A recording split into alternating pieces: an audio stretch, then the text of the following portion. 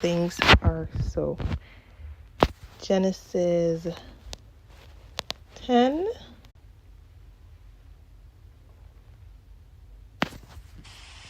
Genesis 10. This is the account of Noah's sons, Shem, Ham, and Japheth, who all had sons after the flood. The sons of Japheth: Gomer, Magog, Madai, Javan, Tubal, Meshech, and Tyrus. The sons of Gomer: Ashkenaz, Riphath, and Togarmah. And the sons of Javan: Elisha, Tarshish, the Kittites, and the Rodanites. From these the maritime peoples separated into their territories according to their languages, by clans within their nations. The sons of Ham: Cush, Mizraim, Put, and Canaan. The sons of Cush: Seba, Havilah, Sabta, Raamah, and Sabteka. And the sons of Raamah: Sheba and Dedan. Cush was the father of Nimrod, who began to be a mighty one on the earth. He was a mighty hunter before the Lord. So it is said, like Nimrod, a mighty hunter before the Lord. His kingdom began in Babylon, Erech, Akkad, and Calneh, in the land of Shinar. From that land he went forth into Assyria, where he built Nineveh, Rehoboth-ir, Calah, and Resen, which is between Nineveh and the great city of Calah. Mizraim was the father of the Ludites, the Anamites, the Lehabites, the Naphtuhites, the Pathrusites, the Casluhites, from whom the Philistines came, and the Caphtorites. And Canaan was the father of Sidon, his firstborn, and of the Hittites, the Jebusites, the Amorites, the Girgashites, the Hivites, the Archites, the Sinites, the Arvadites, the Zemarites, and the Hamathites. Later the Canaanite clans were scattered, and the borders of Canaan extended from Sidon toward Gerar as far as Gaza, and then toward Sodom, Gomorrah, Admah, and Zeboim, as far as Lasha. These are the sons of Ham, according to their clans, languages, lands, and nations. And sons were also born to Shem, the older brother of Japheth. Shem was the forefather of all the sons of Eber.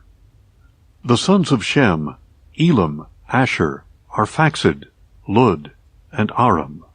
The sons of Aram: Uz, Hul, Gether, and Mash. Arphaxad was the father of Shelah, and Shelah was the father of Eber. 2 sons were born to Eber. One was named Peleg, because in his days the earth was divided, and his brother was named Joktan. And Joktan was the father of Almodad, Sheleph, Hazarmaveth, Jerah, Hadoram, Uzal, Diklah, Obal, Abimael, Sheba, Ophir, Havilah, and Jobab. All these were sons of Joktan. Their territory extended from Mesha to Sephar, in the eastern hill country. These are the sons of Shem, according to their clans, languages, lands, and nations. All these are the clans of Noah's sons, according to their generations and nations. From these the nations of the earth spread out after the flood.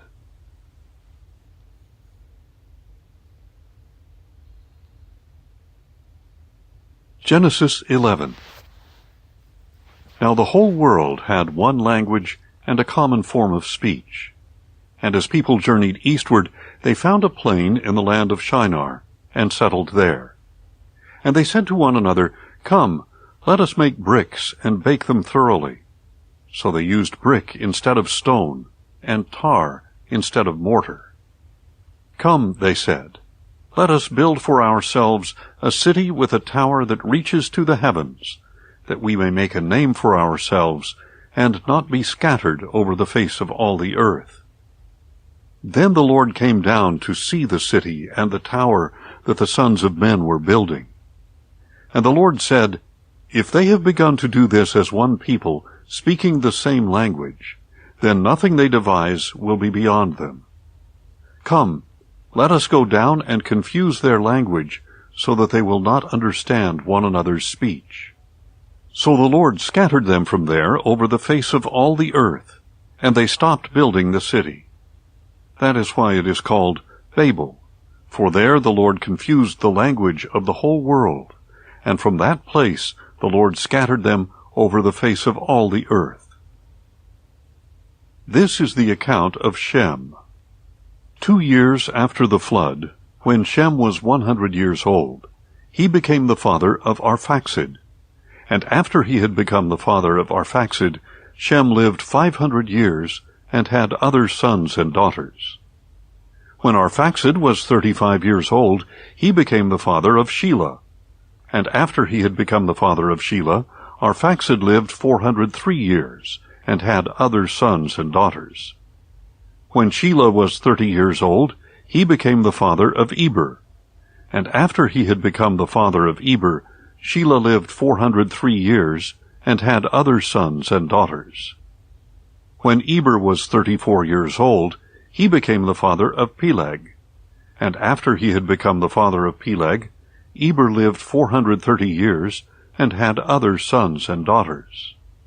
When Peleg was 30 years old, he became the father of Reu. And after he had become the father of Reu, Peleg lived 209 years and had other sons and daughters. When Reu was 32 years old, he became the father of Serug. And after he had become the father of Serug, Reu lived 207 years and had other sons and daughters. When Serug was 30 years old, he became the father of Nahor.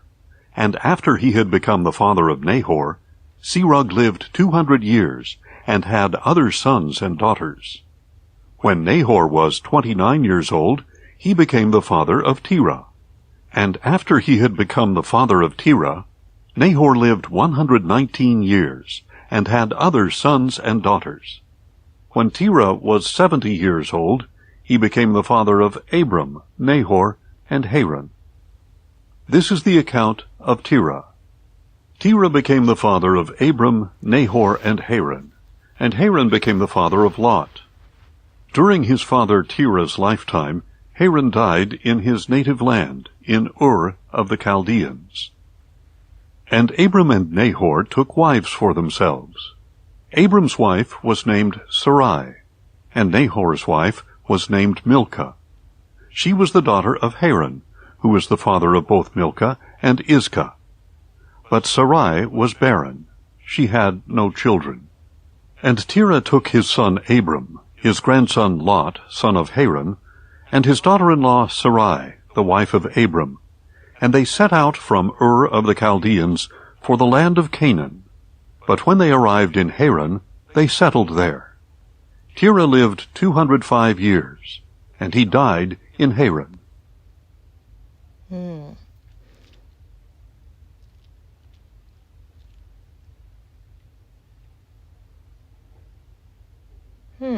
Interesting. It says, verse 31, it says, and Terah took his son Abram, his grandson Lot, son of Haran, and his daughter-in-law Sarai, the wife of Abram, and they set out from Ur of the Chaldeans for the land of Canaan, which we know in Scripture is the promised land. But when they arrived in Haran, they settled there. Wow. They were headed for the promised land, but when they arrived in Haran, and it's interesting because Terah took his son Abram, his grandson Lot, which is the son of Haran, and Haran here died in his native land in Ur of the Chaldeans.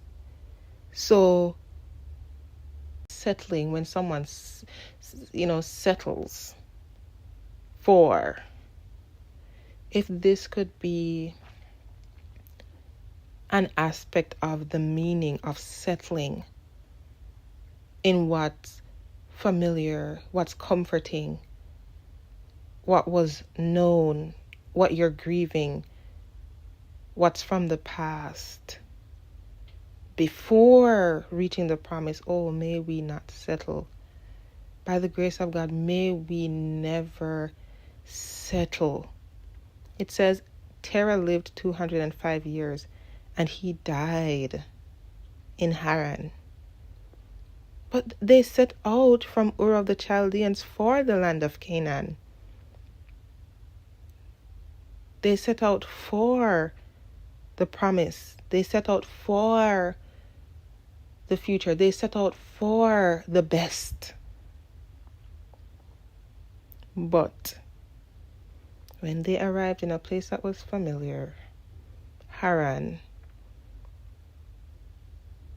that was the name of Terah's son who died, and Lot's father, Abram's brother. It was familiar. They settled.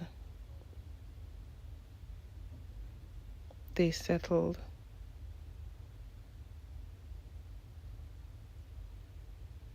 May we never settle. May we never settle. Also, when Terah was 70 years old, he became the father of Abram, Nahor, and Haran. When he was 70, the ages at which the genealogy from Shem, which they had or they became fathers, were quite young. After Shem, it says, this is the account of Shem. 2 years after the flood, when Shem was 100 years old, he became the father of Arphaxad. That was in this genealogy, when Shem was 100 years old. After Shem, Arphaxad was 35, Shelah was 30, Eber was 34, in their 30s, and then Nahor was 29 when he became the father of Terah. And isn't it so interesting that in this genealogy of Shem, Nahor was the youngest to become a father here. He became the father of Terah. And in this genealogy, not Shem himself, but from his genealogy, Nahor was the youngest, and he gave birth, and he became the father of Terah, who would then be the oldest. Apart from Shem, but from Shem's genealogy, Terah would be the oldest to become a father. And isn't it interesting that Terah was the oldest to become a father, and then his son Abram, and it seems here that Abram might have been the oldest based on where his name is placed. Abram, Nahor, and Haran. So it seems it might be in order. So, albeit if Abram was the oldest, isn't it interesting? Even if he is not, but isn't it interesting that the person to be the oldest to become a father from Shem's lineage goes on and has a son who also would become one of the oldest to become a father as well, because Abram became a father well in his, I believe, 90s. It's quite interesting. What I see is purpose and promise takes time. Purpose and promise. Where there is purpose, where there is promise, there is an aspect of timeliness involved. Not that it takes time as in it has to be long and be a long time. No. Mary was a virgin. She was a young girl. And Joseph, I'm thinking, would have probably been a young enough man. So so it's not that it needs to be a long time, but there's an aspect of time involved that can be seen here. Terah, who would go on to have a son who's the father of many nations, Abram, whose name was changed to Abraham, became a father at 70 years old. Abraham, who would be the father of many nations, became a father in his 90s. So if your age is, if you are older, do not discredit yourself. You are not discredited. You may actually be more chosen, more ripe to carry out a specific purpose because of that aspect of timeliness. You see, everyone so far, 30 years, 34 years, 30 years, 35 years. And then here comes Terah. 70 years. 70 years, but he became the father of Abram, the father of faith, Abraham. Here comes Abraham. 90 years. 90 plus years. But he is the father of many nations. So it doesn't matter your age, what your age is. Here comes, name yourself and your age.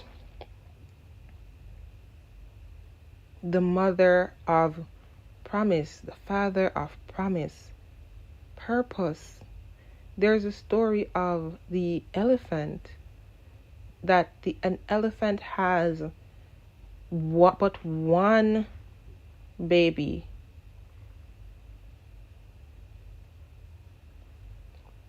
Not frequently. Not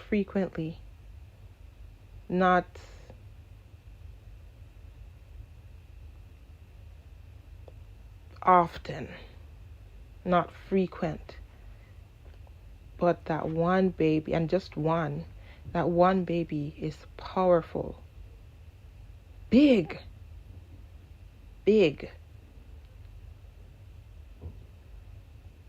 And then you have other animals. They have multiple babies, frequently, multiple.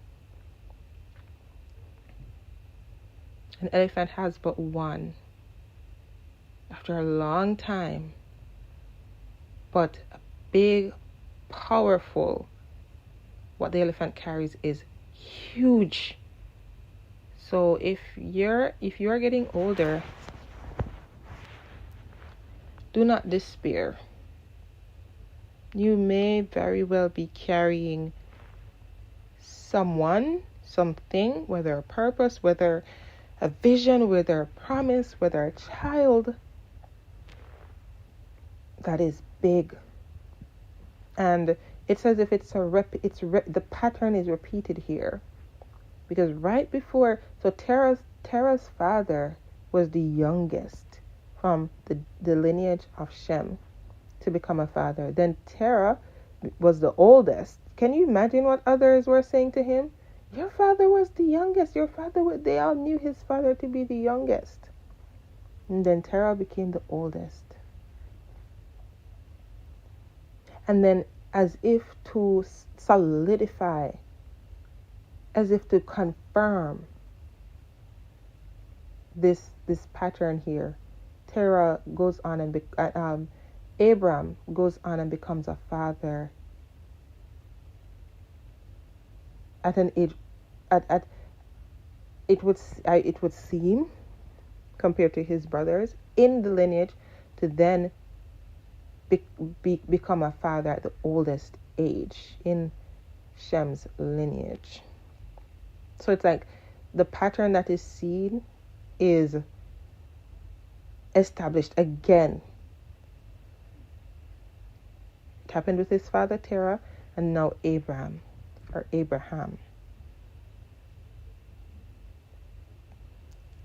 If things are taking their time, do not despair. Do not despair. You are carrying purpose. You are carrying purpose. Only do your best. Do your best to not settle in a land of compromise and guilt, of the past, of shame, of what's familiar, of what's familial, as you have set out for the promised land. Do not settle until you get there.